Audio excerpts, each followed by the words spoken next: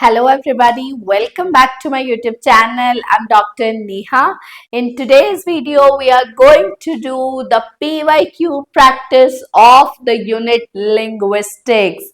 Yes, my dear viewers who are viewing me for the very first time, this is for your information that we are the educator for NTA UGC NET examination. But first thing first, my dear students, you have to bear with my throat. It's completely dry. I'm trying my best कि जल्दी से जल्दी मैं अपना throat ठीक कर सकूं और डेली प्रैक्टिस लेकर के आ सकूं आने वाले एग्जामिनेशन को लेकर जिसमें लेस देन 1 मंथ रह गया है. So my dear students, practice नहीं रुकनी चाहिए, तैयारी नहीं रुकनी चाहिए. तो आज की वीडियो में हम बात करेंगे PYQ प्रैक्टिस ऑफ लिंग्विस्टिक्स. हम अपने channel per day in and day out linguistics की बात करते आए हैं. जानते हैं क्यों? क्योंकि कंसेप्चुअल टॉपिक है, स्कोरिंग टॉपिक है. आज PYQ मेथड से समझेंगे लिंग्विस्टिक्स के कुछ इंपॉर्टेंट टर्म्स जिन्हें ओवर एंड ओवर पूछा गया है.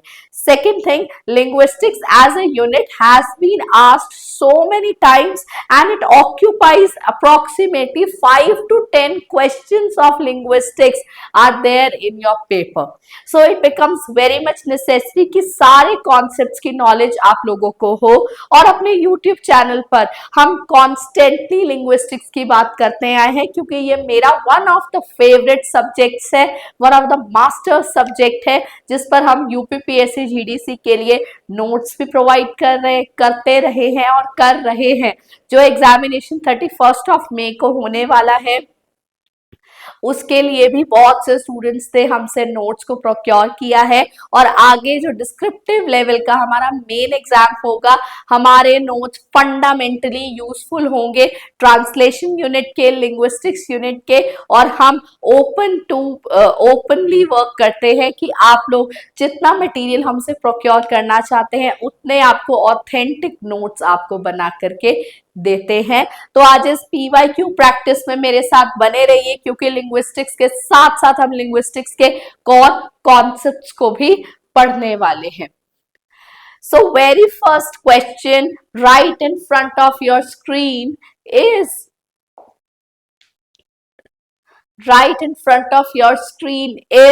you have to match the component with the definition. जान लीजिए फोनेटिक्स के कुछ कोर कॉन्सेप्ट्स होते हैं जैसे phonology, morphology, syntax and semantics. इनकी नॉलेज होना बहुत जरूरी है. अपने यूट्यूब चैनल पर हाल फिलहाल में हमने कंप्लीट फोनेटिक्स आप लोगों को करवाया है. सो फोनोलॉजी यहाँ पर आपको मैच इट करना है. आपको कॉन्सेप्ट दिया जाएगा, उसकी डेफिनेशन के साथ आपको मैच करना है. तो फोनोलॉजी यहाँ पर मैच होता है basically. See, phonology is basically the sound system of language. Phonology is the sound system of language. जहाँ पर हम कहते हैं it is a production, transmission and reception of human speech in a scientific manner to ensure uniformity. CAT में क कैसे बनता है, ए कैसे बनता है और ट कैसे बनता है, कैसे साउंड प्रोड्यूस होती है, आर्टिकुलेटरी फोनेटिक्स क्या होता है, सब कुछ हमने अपने यूट्यूब चैनल पर बहुत ही वेल इन डिटेल कराया है. और इस कॉन्सेप्ट की बात, इन सब कॉन्सेप्ट की बात हमने अपने उस वीडियो में की है जो आप हमारे चैनल पर जाकर के देख सकते हैं. So component, phonology is the sound system of language, हम सब जानते हैं. Morphology is the minimal meaningful unit of a word. एक वर्ड में से कौन से छोटा मीनिंगफुल वर्ड आप डिराइव कर सकते हैं, वो मॉर्फीम होता है. Minimal meaningful unit of a language. Minimal distinctive sound unit of a language is phonetics. Minimal meaningful unit of a language. Unhappy, और हैप्पी तो अपने आप में अलग मॉर्फीम्स है. अन एक बाउंड मॉर्फीम है जो फ्री मॉर्फीम जो कि हमारा है हैप्पी, उसके मीनिंग को चेंज करता है. और सिंटैक्स होता है बेसिकली हमारा sentence structure. He is going to the market, यहाँ पर he is having a toy, तो ही यहाँ पर हमारा हो जाता है subject. He is going to market. He यहाँ पर हमारा सब्जेक्ट हो जाता है, गोइंग हमारा वर्ब हो जाता है, मार्केट हमारा सॉर्ट ऑफ एक ऑब्जेक्ट की प्लेस पर आ जाता है। तो सब्जेक्ट वर्ब प्लस ऑब्जेक्ट का जो सिंटैक्स बनता है उसे हम कहते हैं सिंटैक्टिकल स्ट्रक्चर। तो यहाँ पर देख लीजिए मॉर्फोलॉजी का हमारा आ जाता है word system of a language. Words कैसे अपने आप में सिस्टम्स बनाते हैं। सिंटैक्स हमारा हो गया सेंटेंस स्ट्रक्चर, एंड सिमेंटिक्स हमारा हो गया meaning. I tell you my dear students, linguistics बहुत कंसेप्चुअल है, बहुत स्कोरिंग है। ये सब टर्म जैन 2026 का क्वेश्चन है, बार बार पूछी जा चुकी है। तो मेरे डियर स्टूडेंट्स जो 31 मई को होने वाले एग्जाम में बैठने वाले हैं, इन टर्म्स को एक बार टिप्स पर कर लीजिएगा। नेक्स्ट मैंने उन्हीं पीवाईक्यूज को टेकअप किया है जो मीनिंगफुल है, जो आपको टर्म्स की अंडरस्टैंडिंग में हेल्प करेंगे। So match the column, you have to match them, these are the terms and these are the definition. Pidgins क्या होते हैं? Pidgins are basically the contact language. जब चाइनीज पीपल इंडिया में आए या इंडियन पीपल चाइना में जाते हैं तो वो बेसिक एक पिटगिन डेवलप कर लेते हैं कि इन वर्ड्स को हमें समझना है। तो एक पिटगिन कॉन्टैक्ट लैंग्वेज डेवलप हो जाती है। आर्मी में in the case of war when Indian soldiers were fighting as Italian soldiers, but they were basically Indians, so they had to understand Italian language. So Pidgin develop हुआ, Indian Pidgin Chinese, Indian Pidgin Italian. So एक contact language होती है sorry। सो पिटजिन मैंने बताया कि contact language है। तो यहाँ पर हो गया हमारा a contact language that draws elements from 2 और मोर लैंग्वेजेस। जून 2025 का क्वेश्चन है, very important question. Creole, creole क्या होता है? Creole is basically it's a form of pidgin only, but a formalised version of pidgin, where in third world countries में जो language की growth होती है, लैंग्वेज बनती है, वॉर के थ्रू बनती है। जब आप किसी पर रूल करते हैं, इन्वेड करते हैं, तो वो क्रियोल बनता है। फॉर एग्जाम्पल हमारी English language, middle English language, Anglo Saxon language, Anglo Norman language के आपस में कन्फ्रंट होने के बाद बनी है। तो लैंग्वेज कैसे डेवलप्ड होती है? But pidgins and creoles, these two terms are used in they came up front in terms of the third world countries only, a term related to people and languages, especially in the erstwhile colonial troops. So mark D here. Then idiolect, mark my words my dear students, idiolect होता है individual. Languages हमारी बहुत parameters पर language की variety होती है, जैसे कि लैंग्वेज आपके रजिस्टर्स भी होते हैं, इडियोलेक्ट्स भी होते हैं, पिजन्स भी होते हैं, क्रियोल्स भी होते हैं। सो ये सब जो आपको दिए गए हैं, these are the varieties of language. इन पर एक वेल डिटेल्ड वीडियो हमारे यूट्यूब चैनल पर अवेलेबल है। कंप्लीट लिंग्विस्टिक्स की वीडियोस को मैं इस वीडियो के साथ लिंक कर दूंगी, उन्हें व्यू कीजिए। बहुत ही हिट वीडियोस हैं हमारी, अच्छे खासे व्यूज हैं उन पर। And day in and day out as an educator I get queries for linguistics and phonetics only. So that's why I call myself that I am the master of linguistics basically. So यहाँ पर idiolect हो गई individual language, आपकी pronunciation different होगी, मेरी pronunciation different होगी, that becomes idiolect. जो language variation individual level पर आता है, मैं उस फैमिली से बिलोंग करती हूँ जहां पर मेरे एल्डर्स डॉक्टर बोलते हैं, लेकिन मैं बोलती हूँ doctor. So that's the idiolect thing. Language variations individual level पर भी आता है।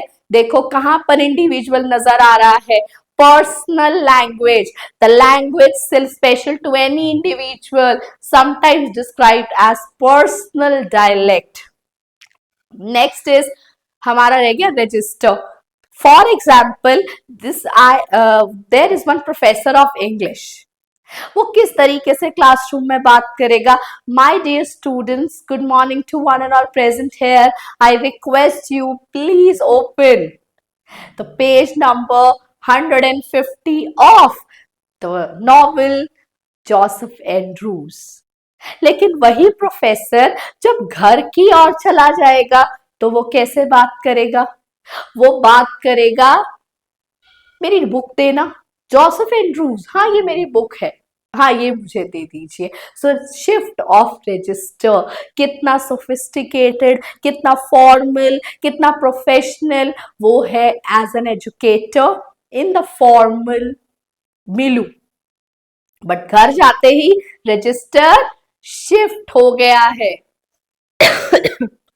क्या लॉयर जिस तरीके से अपने केस को कोर्ट में प्रेजेंट करता है, क्या उस तरीके से वो अपनी वाइफ से बात कर सकता है?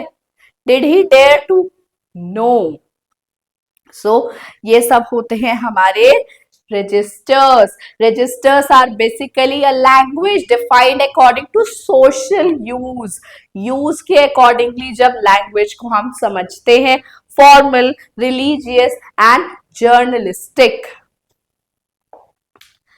Next is very important question, June 2025 का क्वेश्चन है।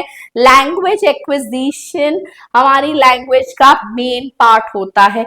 जब भी आप लिंग्विस्टिक्स पढ़ने बैठे, पहले पढ़े what is language, what are the features, characteristics of a language, what is the scope of language, language की study को क्या कहते हैं, linguistics, language acquire कैसे होती है, first language acquisition, second language acquisition, then we have our L2, then the bilingual method, किस तरीके से आप language को acquire करते चलते हैं। तो language is primarily the first thing that we imbibe from our parents।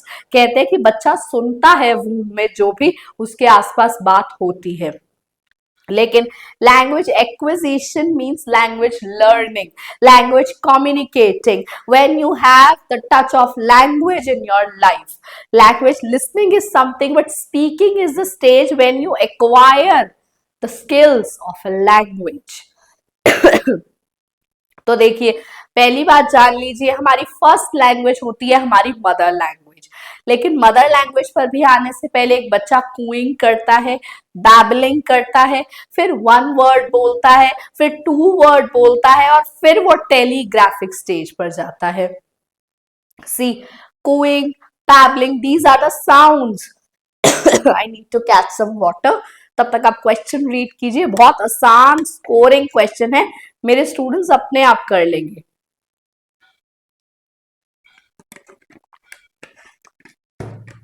C, first is, मैंने यहां पर ABCD में नहीं किया है, 1 2 3 4 में ही कर दिया है।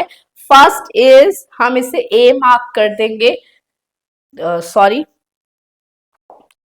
हमारी फर्स्ट चीज होती है cooing,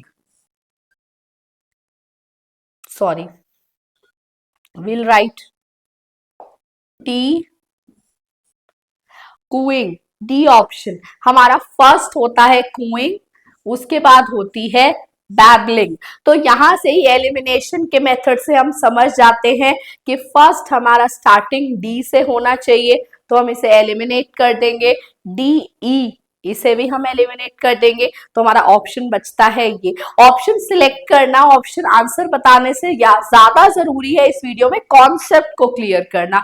so first language acquisition primarily means how you acquire a language, how a child acquires a language. It starts with cooing, babbling, फिर वो बोलेगा मम्मा, जिस फर्स्ट वर्ड की हम वेट करते हैं, मम्मा, पापा, तो ये first word, one word stage होती है। फिर वो कैसे वीव करता जाता है, मम्मा दे दो, मम्मा जाना, पापा मम्मा, सो टू वर्ड स्टेज हो जाता है। फिर उसके बाद वो कड़ी से कड़ी, वर्ड से वर्ड जोड़ता जाता है और सेंटेंसेस फ्रेम करता जाता है। आई नो जिस भी मेरे स्टूडेंट के घर में छोटे बच्चे हैं वो जानते होंगे कि one word stage, cooing, babbling और वन वर्ड स्टेज की क्या अहमियत होती है। तो लैंग्वेज हम एक्वायर कैसे करते हैं, वो होता है हमारा अगेन फिर से क्वेश्चन आ गया है PYQ। बेटा आज ही अगर पिजियंस एंड क्रियोल्स नहीं किए हैं तो उन्हें अपनी नोटबुक में राइट डाउन कर लीजिए। आप हमारे YouTube चैनल पर भी जाकर के पढ़ सकते हैं। हमारे YouTube चैनल पर ऑलरेडी लिंग्विस्टिक्स की बहुत सारी वीडियोस अवेलेबल है। ये मेरा YouTube चैनल है डॉक्टर नेहा।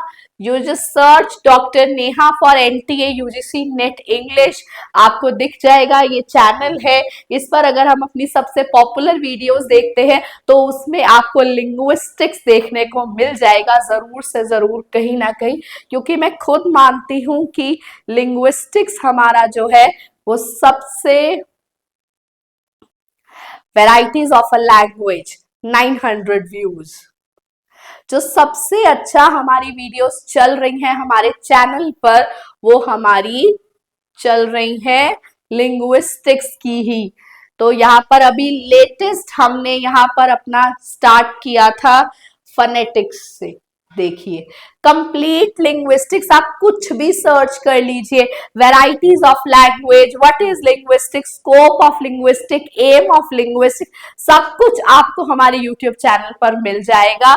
अगर आप कहेंगे तो मैं उसका लिंक भी आप लोगों को शेयर कर दूंगी। Sorry, let's open downloads and let us start our practice once again. Pigeons and crawls are very very important. देख लीजिए अब मेरे नेट के स्टूडेंट्स, नॉट का बेटा ध्यान रखना कि क्या पूछा गया है। नॉट और इनकरेक्ट, ऑथर को देखकर हैप्पी मत होना, वर्क को देखकर हैप्पी मत होना, नॉट एंड इनकरेक्ट का ध्यान रखना। So, of the following, what is not true of Pidgins and Creoles? Spoken by the third world countries. Yes, colonization के बाद ही Pidgins and Creoles का concept आया था। New languages in their own right, ये भी बिल्कुल ठीक है। Developed during the period of linguistic crisis. Yes, ये भी ठीक है। Linguistic crisis हुआ था तभी तो पिटगिन्स एंड क्रियोल्स किसी ना किसी वजह से डेवलप हुए थे। इनको आपको बहुत अच्छे से पढ़ना है। सी अब यहां पर नॉट करेक्ट ऑप्शन हमारा हो जाता है। ये लैंग्वेज को डिस्टॉर्ट नहीं करते हैं, ये खुद से डेवलप होते हैं, लिंग्विस्टिक क्राइसिस के दौरान डेवलप होते हैं। आप हमारे दिए गए नंबर 99969196 पर हमें कांटेक्ट कर सकते हैं नोट्स के लिए, प्रैक्टिस के लिए, फॉर एवरीथिंग। लैंग्वेज ट्रांसफर भी लिंग्विस्टिक्स का एक बहुत इंपॉर्टेंट कॉन्सेप्ट है, जहां पर लैंग्वेज ट्रांसफर होती है, कैरी ओवर होती है। जब हम लैंग्वेज ट्रांसफर क्या होता है, when you carry the rules of mother tongue into the second language in question। जब हम इंग्लिश को पढ़ने के लिए हिंदी हम समझते हैं, वो हमारी मदर टंग है, तो इंग्लिश को समझने के लिए जब हम L1 के रूल L2 पर लगाते हैं तो उसे हम लैंग्वेज ट्रांसफर कहते हैं, जिसे ग्रामर ट्रांसलेशन मेथड भी हम कहते हैं। जब हम अपनी लैंग्वेज के रूल्स को समझते हैं और उसी के थ्रू हम L2 के रूल्स को समझना शुरू करते हैं। देखो, knowledge generated in the development of a learner on account of other domains of knowledge, no, ये नहीं होता है। The carry over of rules of the mother tongue syntax, mother tongue के syntax, phonology, semantic system को आप second language में लगाते हैं तो उसे language transfer कहते हैं। The carry over of the rules of the second language, syntax, phonology, ये तो पॉसिबल ही नहीं है ना। मदर टंग तो आप डे 1 से सीखना स्टार्ट कर सकते हैं, तो मदर टंग को सीखने के लिए आप सेकेंड लैंग्वेज को क्यों समझेंगे। मदर टंग तो इनबॉर्न होती है, एक्वायर्ड होती है, आप धीरे धीरे उसे एक्विजिशन करते हैं, धीरे धीरे लर्न करते हैं। तो L2 को समझने के लिए आई एम गोइंग, मैं जा रहा हूं, आप ये जानते हैं, जब मैं ये कहूंगी जा रहा हूं होता है गोइंग। तो जब मैंने यहां पर एक वर्ड को मीनिंग दिया और उसे दूसरी लैंग्वेज में लगाया तो मैं मदर टंग के थ्रू सेकेंड लैंग्वेज को जल्दी समझ पाई। तो मैंने the rules of my mother tongue, semantic, morphologic, syntactic को मैंने L2 पे ट्रांसफर किया, तो मैंने लैंग्वेज को ट्रांसफर किया। सो लास्ट ऑप्शन में इनकरेक्ट है, उसे देख लीजिएगा क्योंकि टाइम ज्यादा नहीं है, क्वेश्चन ज्यादा कवर करने हैं। Functional communicative approach in English language teaching is in opposition to the structural approach. Functional approach क्या होती है? On the basis of the function. आप यूटिलिटी वाइज समझते हैं कि क्या फंक्शन है, क्या रोल प्ले है, शॉपकीपर से कैसे बात करनी है, लेकिन आप फंक्शन क्या होते हैं? ओपन एंडेड होते हैं, सिचुएशन बेस्ड होते हैं। लेकिन स्ट्रक्चरल अप्रोच क्या होती है? S plus V plus O, इसके अलावा कुछ नहीं होगा। तो फंक्शनल अप्रोच जो होती है वो ओपन एंडेड होती है, लेकिन स्ट्रक्चरल अप्रोच हमारी स्ट्रक्चर कर देती है चीजों को। तो फंक्शनल कम्युनिकेटिव, आप कम्युनिकेशन सिचुएशन समझते हैं, आप कम्युनिकेशन के प्रोसेस को समझते हैं, आप अच्छे से समझते हैं कि इस सिचुएशन में आपको कैसे बात करनी है। तो फंक्शन बेस्ड लैंग्वेज जो होती है वो स्ट्रक्चर के डायरेक्टली अगेंस्ट होती है। C. Next question is grammar translation method. Grammar translation method stresses on accuracy. भाई बच्चे को इस तरीके से रटवा दो कि उसे पता हो S, पहले सब्जेक्ट लिखना है, फिर वर्ब लिखना है और फिर ऑब्जेक्ट लिखना है।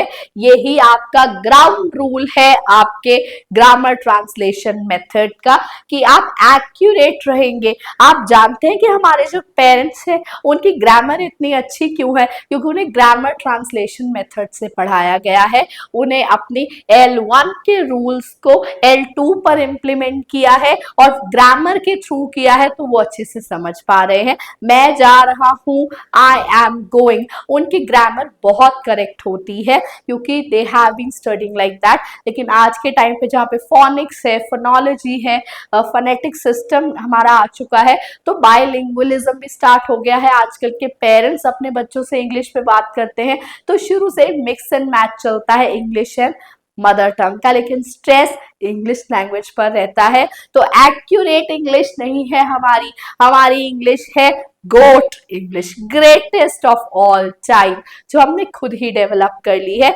क्योंकि ग्रामर ट्रांसलेशन मेथड्स में डीमेरिट्स पाए गए, जिसने हमारे फोनेटिक सिस्टम, अल्फाबेटिकल सिस्टम को भी क्वेश्चन किया है। आज के स्टूडेंट्स नहीं पढ़ते हैं ABCDEFGH रूल्स एंड रेगुलेशन से नहीं पढ़ते हैं, अंडरस्टैंडिंग से पढ़ते हैं, कॉम्प्रिहेंसिव वे से पढ़ते हैं। सो आज की इस वीडियो का लास्ट क्वेश्चन एक बार पढ़ लेते हैं। स्कोप ऑफ लिंग्विस्टिक्स पे भी हमारे यूट्यूब चैनल पर वीडियो अवेलेबल है। हमने neuro linguistics, psycho linguistics, scope, aim, objective, हर चीज को कवर कर रखा है। तो choose the correct statements regarding scope of linguistics. बिल्कुल ठीक बात है, डिस्क्राइब करना, ट्रेस करना सारी लैंग्वेजेस को। तो ए ऑप्शन जहां पर आ रहा है उसे पहले ही, जहां नहीं आ रहा है वहां पर हम इसको मेथड ऑफ एलिमिनेशन से हटा देते हैं। Second, to determine the forces, linguistics का स्कोप यही होता है कि एक ऐसा स्ट्रक्चर लाया जाए जो सारी लैंग्वेजेस में वर्केबल हो, जो सारी लैंग्वेजेस में वर्क करे। तो वो भी एक इंपॉर्टेंट टास्क होता है। लेकिन ये क्या, एक bias statement. So A B वाला ऑप्शन हमारा करेक्ट हो जाता है। लेकिन ई को भी हम देखेंगे। Civilise human speech only, no, ये लैंग्वेज पर, लैंग्वेज के मीनिंग पर, एम पर फोकस करता है। ये कोशिश करता है खुद को डीलिमिट करने की, डिफाइन करने की। ओवर द ओवर पीरियड इसको रीडिफाइन किया जा सकता है। So on that note, my dear students, I come to the end of this video, but not to the end of this series. I need to give some break to my throat. Please pray my dear students कि मैं जल्दी ठीक हो जाऊं ताकि gear up कर सके हम अपनी प्रिपरेशन को, अपने YouTube चैनल को। Till the time we meet next, I wish you all the very best as you prepare. And my dear UPPSC GDCK students, perform your best. You have been preparing for months. You have been doing your best. हमसे linguistics के notes चाहते हो या किसी भी unit के descriptive notes चाहते हो, कांटेक्ट कर सकते हो। ओरिजिनल नोट्स मिलेंगे, अंडरस्टैंडेबल होंगे और हर चीज जो एक डिस्क्रिप्टिव वे में होनी चाहिए वो आपको जरूर से जरूर मिलेगी। Thank you so much.